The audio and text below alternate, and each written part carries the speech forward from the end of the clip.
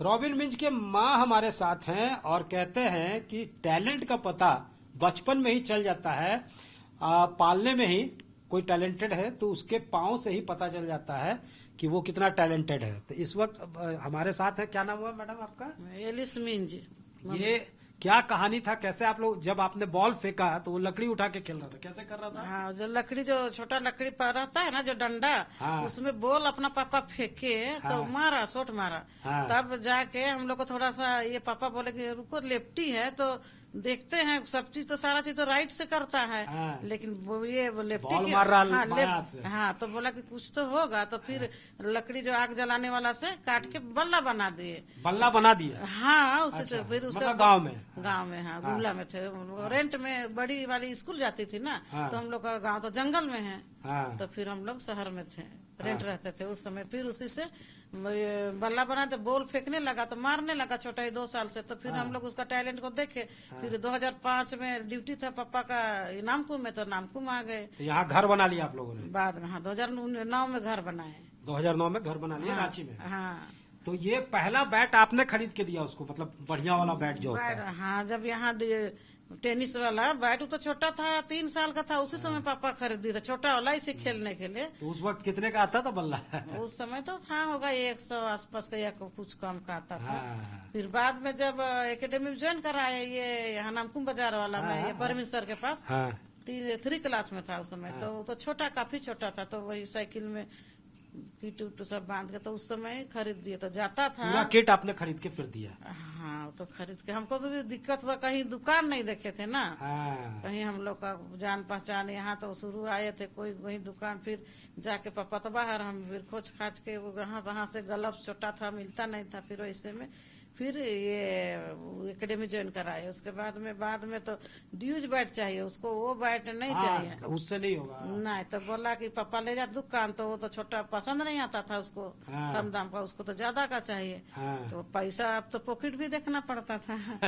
तो पॉकेट में फिर क्या करेंगे, मैनेज किए। और अब आज कितना खुश हैं अब? सीधे 3 करोड़ 60 लाख रुपए का ऑफर आया। बहुत खुश है सर, सपना देखे नहीं थे कभी।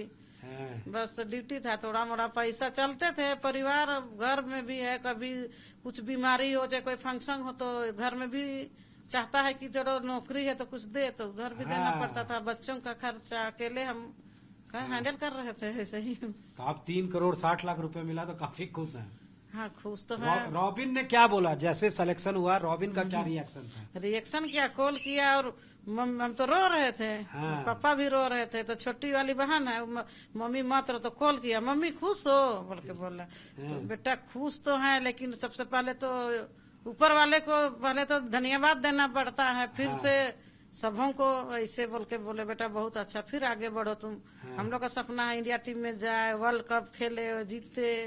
वर्ल्ड कप खेले, वर्ल्ड कप जितवाए। हाँ, हाँ, जैसे धोनी ने किया। हाँ, वैसे हम लोग का सपना है, देख रहे। कि उसका आइकन कौन है, किसको वो जो है रोल मॉडल मानता? वो तो नहीं पता हमको, अब वही पता है, वो हमको नहीं पता। उसने एक बार हमको कहा था कि धोनी ही है। हाँ, तो होगा।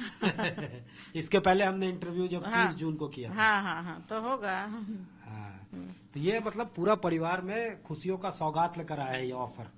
हाँ सर, पापा उनका खेलते थे ना, पहले तो फुटबॉल खेलते थे, छोटा थे उस समय। हाँ। तो अपने गेम के बारे में, अपना गांव में तो हॉकी, तो हम भी खेलते थे सर।